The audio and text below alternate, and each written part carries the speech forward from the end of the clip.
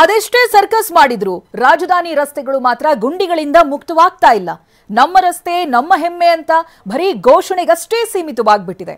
ರಸ್ತೆಗಳು ವಾಹನ ಸವಾರರಿಗೆ ನರಕ ದರ್ಶನ ಮಾಡಿಸ್ತಿವೆ.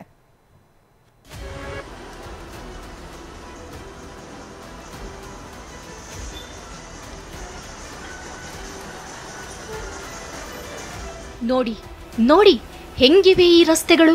ವಾಹನ ಸವಾರರದ್ದು ಅದೇನ್ ಕರ್ಮಾನೋ. ಕುಲುಕುತ್ತಾ ಕುಣಿಸ್ತಾ ಓಡಾಡದೆ ಬೇರೆ ಆಪ್ಷನ್ನೇ ಇಲ್ಲ. ಆರ್ ನಗರದ ಅರುಣಾಚಲಂ ಏರಿಯಾದ ರಸ್ತೆಯಲ್ಲಿನ ಗುಂಡಿಗಳು ವಾಹನ ಸವಾರರ ಜೀವ ಹಿಂಡ್ತಿವೆ. ಬೆಂಗಳೂರಿನ ಸಾಕಷ್ಟು ರಸ್ತೆಗಳನ್ನು ಗುಂಡಿ ಮುಕ್ತ ಮಾಡ್ತೀವಿ ಅಂತ ಬಿಬಿಎಂಪಿ ಹೇಳಿತ್ತು. ಆದರೆ ಎಷ್ಟರ ಮಟ್ಟಿಗೆ ರಸ್ತೆಗಳು ಸುಧಾರಿಸಿದೆ ಅನ್ನೋದ್ರ ಬಗ್ಗೆ TV9 ರಿಯಾಲಿಟಿ ಚೆಕ್ ಅನ್ನು ಮಾಡ್ತಿದೆ.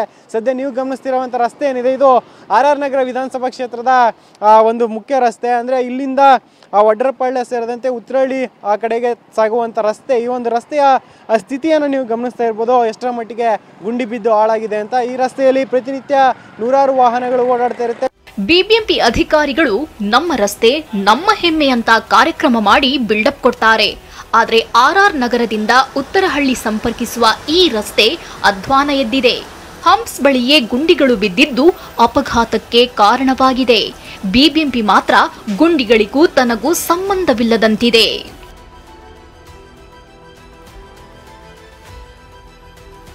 ಅಯ್ಯೋ, ರೋಡ್ ಅಂತೂ ತುಂಬ ಹಾಳಾಗೋಗಿದೆ, ಓಡ್ಸಕ್ಕೆ ಆಯ್ತಾ ಇಲ್ಲ. ಆದರೂ ಓಡಿಸ್ದೆ ಮನೇಲಿ ಕೂತ್ಕೊಂಡ್ರು ಜೀವನ ನಡೆಯಲ್ಲ.